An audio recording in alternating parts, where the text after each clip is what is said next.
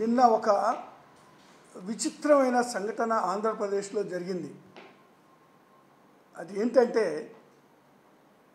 కానీ దానికి వెళ్ళబోయే ముందు ఒక చిన్న విషయం ముందు మీకు చెప్పదలుచుకున్నాను. నేను మనలో ఎవరైనా ఎవరి దగ్గరైనా 1,00,000 రూపాయలు అప్పు తీసుకుంటే 9 ఏళ్ల తర్వాత సహజంగా వడ్డీతోటి పాటు చెల్లిస్తాం. వడ్డీ మాట అటు ఉంచితే 9 సంవత్సరాల తర్వాత మరి ఎవరైతే అప్పు ఇచ్చారో వాళ్ళు కేవలం 21,000కు మాత్రమే ఇస్తానంటే ఆ అప్పు ఇచ్చినటువంటి వ్యక్తి ఒప్పుకుంటాడా? ఒకసారి ఆలోచించాలని నేను కోరుతా ఉన్నా. 1,00,000 రూపాయలు 9 ఏళ్ల తర్వాత 21,000 రూపాయలు అంటే దాదాపు 5వ వంతు తగ్గించి ఇస్తామంటే ఒప్పుకుంటారా? అసలు ఇది సాధ్యమేనా? ముఖ్యంగా సామాన్యులకి, అతి సామాన్యమైనటువంటి మనుషులకి ఇది సాధ్యపడే పనేనా? ఇది కానీ మన రాష్ట్రంలో అది సాధ్యపడింది. సాక్షాత్తు మన హోమ్ మినిస్టర్ గారైన అనిత గారికి అది సాధ్యపడింది. దాని వివరాల్లో కానీ ఒకసారి వెళ్తే 70 లక్షల అప్పు తీసుకున్నటువంటి ఆవిడ దాన్ని తీర్చకపోవడంతో అప్పు ఇచ్చినటువంటి వ్యక్తి కోర్టుకు వెళ్ళడం జరిగింది. అయితే ఈ అనిత గారు హోమ్ మినిస్టర్ కాకముందు అంటే దాదాపు మరి 2015 అక్టోబర్ 1న వేగి శ్రీనివాసరావు గారు అనేటువంటి వ్యక్తి దగ్గర వంగల్పూడి అనిత గారు 70 లక్షలు అప్పు తీసుకున్నారు.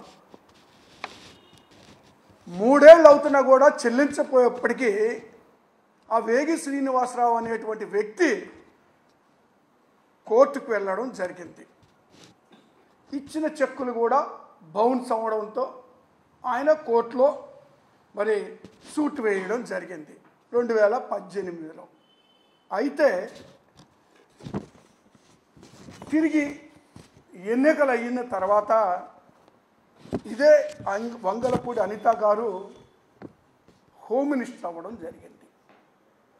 హోమ్ మినిస్టర్ అయిన తర్వాత ఏదైతే వేగి శ్రీనివాసరావు గారు ఏదైతే కోర్టులో సూట్ వేశారో తనకు 70 లక్షలు ఇవ్వవలసిన ఉన్నది అని ఆయన్ని పిలిపించి బెదిరించి దౌర్జన్యం చేసి అదే వ్యక్తితో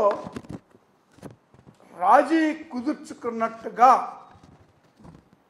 తిరిగి వంగలపూడి అనిత గారు, వేగి శ్రీనివాసరావు గారు ఇద్దరు హైకోర్టులో జాయింట్ మెమో దాఖలు చేశారు అనేటువంటి విషయం మనం వింటూ ఉన్నాం.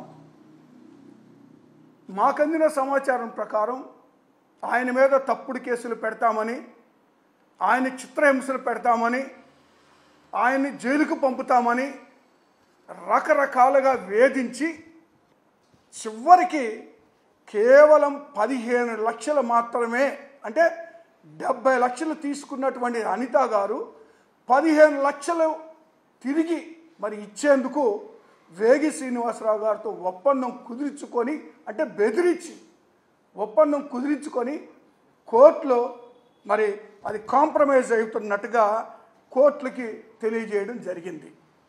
అంటే దీన్ని బట్టి ఆలోచన చేస్తే ఏ విధంగా అధికార దుర్వినియోగానికి పాల్పడుతున్నారో ఒకసారి అర్థం చేసుకోవచ్చు. 70 లక్షలకి మరి వారు కేవలం 15 లక్షలకే మరి తగ్గించుకున్నారంటే మరి ఆ తారక మంత్రం ఏదో చెబితే రాష్ట్ర ప్రభుత్వం కూడా ఈరోజు అప్పుల ఊబిలో కూరుకుపోయింది. మరి కేవలం ఈ ప్రభుత్వం అధికారంలోకి వచ్చిన తర్వాత అప్పులు అనేటువంటిది ఇబ్బడి ముబ్బడిగా అప్పులు చేస్తూ ఉన్నారు. మరి అప్పులు తీర్చుకునే మార్గాన్ని కూడా మరి ఈ యొక్క తారక మంత్రం ఏదో చెప్పగలిగితే మరి ప్రభుత్వం కూడా దాన్ని మరి ఒక అవగాహనకు వచ్చి వాళ్ళతో ఈ అప్పులు ఏ విధంగా తీర్చుకుంటుందో ఆ అప్పులు ప్రజల మీద భారం కూడా పడకుండా ఉండేటువంటి అవకాశం కూడా ఉంటుంది. కాబట్టి వారు ఏ విధంగా అయితే ఈ 70 లక్షల్ని ఏ విధంగా అయితే మరి 15 లక్షలు చేశారో చెబితే ఈ ప్రభుత్వం కేవలం ఈ 5-6 నెలల్లో 70,000 కోట్ల రూపాయలు చేసినటువంటి అప్పులు కూడా మరి ఏ విధంగా మరి తీర్చుకోవచ్చో, ఏ విధంగా తగ్గించి చెల్లించుకోవచ్చో, ఏ విధంగా ప్రజలపై భారం పడకుండా ఉండొచ్చో మరి ఆ రహస్యం కూడా కానీ చెప్పగలిగితే మరి ఖచ్చితంగా ఈ రాష్ట్రానికి కానీ మరి ప్రజలకు కానీ అంతో ఎంతో మరి మేలు జరుగుతుంది. కాబట్టి మరి ఆ రహస్యాన్ని